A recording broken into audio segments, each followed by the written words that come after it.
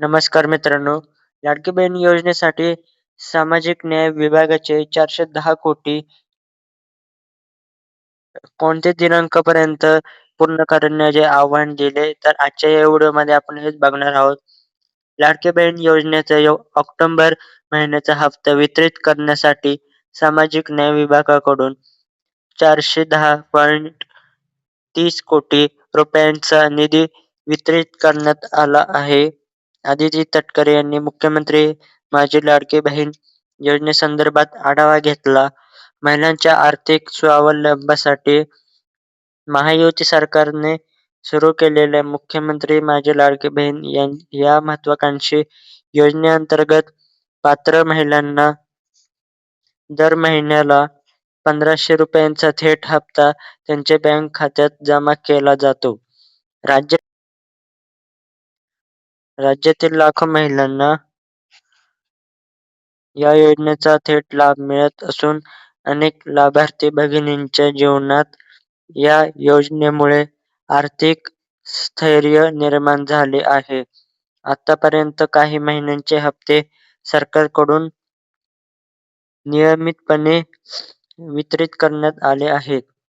मात्र लाभार्थी महिलांची माहिती अधिक अचूक आणि पारदर्शकपणे पडताळली जावी, यासाठी महिला व बाल विकास विभागाने आता ई-केवायसी प्रक्रिया बंधनकारक केली आहे. या प्रक्रियेतून प्रत्येक लाभार्थ्याची ओळख आणि पात्रता क्रमांकाद्वारे सत्यापित केली जाणार असल्याचे त्या म्हणाल्या. 18 सप्टेंबर 2025 पासून ते लाडकी बहीण योजनेची एक वेबसाईट आहे. ती वेबसाईट बघा, ladkibhin.महाराष्ट्र.gov.in या अधिकृत संकेतस्थळावर सूत्रता आणण्याबाबत तटकरे यांनी आज मंत्रालयात बैठक घेतली. यासाठी 2 महिन्यांचा कालावधी देण्यात आला असून आतापर्यंत बहुतांश लाडक्या बहिणींनी या प्रक्रिया पूर्ण केली आहे. उर्वरित लाभार्थी भगिनींनीही 18 नोव्हेंबर 2025 पूर्वी ई-केवायसी प्रक्रिया पूर्ण करावी, असे आवाहन तटकरे यांनी केले.